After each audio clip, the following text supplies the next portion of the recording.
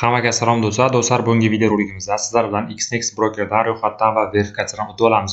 Do'stlar, ro'yxatdan o'tish mana shu brokerda havolasini video tagida qoldiraman. Bemalol ro'yxatdan o'tib olsangiz bo'ladi. Ro'yxatdan o'tib olish uchun birinchi qatorga sizlar counter degan joyga O'zbekiston davlatini tanlab qoldirasiz. Bu yerga mana O'zbekiston desangiz kelib chiqadi va o'zingizda email pochtangizda va bu yerda parol yozasiz. Parol 8 tadan 15 tagacha bo'lsin. Katta harf, mayda harf hamda turli xil belgilarni tanlab qoldirib, do'stlar, keyingi bo'limda bizda mana bunday bo'limga olib o'tadi. Biz bu yerda real akkauntni tanlab qoldiramiz. Bizning qiladigan ishimiz verifikatsiyadan o'tish. Verifikatsiyadan o'tish uchun mana complete profil degan tugma bor. Shu tugmani ustiga bir marta bosamiz va hozir sizlar bilan birgalikda verifikatsiyadan o'tib olamiz. Do'stlar, verifikatsiyadan o'tish uchun birinchi navbatda o'zingiz email pochtangizni tasdiqlab olasiz. Ikkinchi navbatda esa telefon raqamingizni tasdiqlab olasiz. Uchinchi navbatda esa o'zingizning shaxsiy ma'lumotlaringizni kiritib olasiz. Hozir mana get started now degan tugmani bosib email pochtamizni tasdiqlab olamiz. Do'stlar, sizlar Telegram ochilgan telefon nomeringizni yozing, SMS Telegramga kod bo'lib boradi. Do'stlar, mana ko'rishingiz mumkin bo'ladi. Men Telegramga kelgan kodni men kiritib oldim. Endi keyingi navbatda biz hozir shaxsiy ma'lumotlarimizni kiritamiz. Complete now degan tugmani bosib, hozir bu yerda biz o'zimizni ismimizni, hamda familiyamizni, hamda bu yerga tug'ilgan oy sanani va tug'ilgan kun va sizlar o'zingizda shaxsiy misol uchun turadigan joyingizni tanlaysiz. Misol uchun qaysi viloyat va shaharni yozib, continue degan tugmani bosib, keyingi bosqichga o'tib olamiz. Do'stlar, keyingi bo'limda hozir bizga savollar beriladi. Mana shu savollarga javob berishimiz kerak bo'ladi. Bu yerda aytib o'tyaptiki, bizda akkaunt ochishdan maqsad nima deyapti. Bu yerda biz investment deb tanlab qoldiramiz. Keyingisi ham misol uchun turli xil savollar beriladi. Bularga ham misol uchun javob berasiz. Va bu yerda savollar berilyapti. Biz hozir bizdan kasbimizni so'rayapti. Bu yerdan misol uchun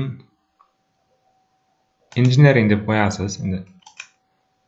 Va bu yerda do'stlar sizda aytib o'tyaptiki, ya'ni balansingiz qancha deb so'rayapti. Bu yerda mana 20 mingdan 50 minggacha yoki tanlab qoldirasiz. Bu yerda kasbimizni so'rayapti. Student deb qo'yamiz. Student bo'lmasangiz ham tushunsangiz bo'ladi. Bu yerda mana 50 daromadingiz qancha deyapti. Misol uchun 20 mingdan 50 minggacha yoki 50 mingdan 100 minggacha. Sizda shunaqa balans bo'lmasa ham shunaqa deb qo'ying. Misol uchun men qo'ydim. Keyin bu yerda aytib o'tyaptiki, siz 3 yil davomida qancha misol uchun trading qilgansiz deyapti. Bu yerda mana 100 ta kod deb qo'yasizlar. Va aytib o'tyaptiki, sizlar bir haftada qancha vaqtlaringizni sarflaysiz deyapti. Mana shu trading sohasiga deyapti. Bu yerda biz 4-12 soat tanlab qoldiramiz va bu yerda yillik misol uchun qancha pul kiritishga tayyorsiz deyapti. Bu yerda mana 50% dan ko'proq deb qo'yasiz. Endi shunaqa bo'lmasa ham shunaqa deb ro'yxatdan o'tasiz.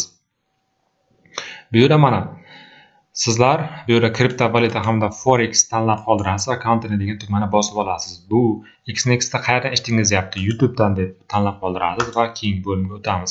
Do'stlar, mana ko'rishingiz mumkin bo'ladi. Biz hozir to'liq bo'lmasa ham verifikatsiyadan o'tdik. Endi biz misol uchun bir kunda 2000 dollargacha pul kiritib misol uchun ishlasak bo'ladi.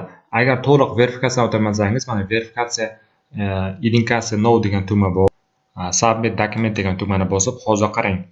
Sizlarda agar pasport bo'ladigan bo'lsa, pasport yoki ID karta bo'lsa, ID kartani misol uchun tanlab qoldirib, bu yerdan mana yuklab olasizlar pasportingizni. Pasport xuddi shunaqa tartibda bo'lishi kerak bo'ladi va buni telefon yoki kompyuterdan tanlab qoldirib yuklab, mana bu tugmani bir marta bosib olasizlar.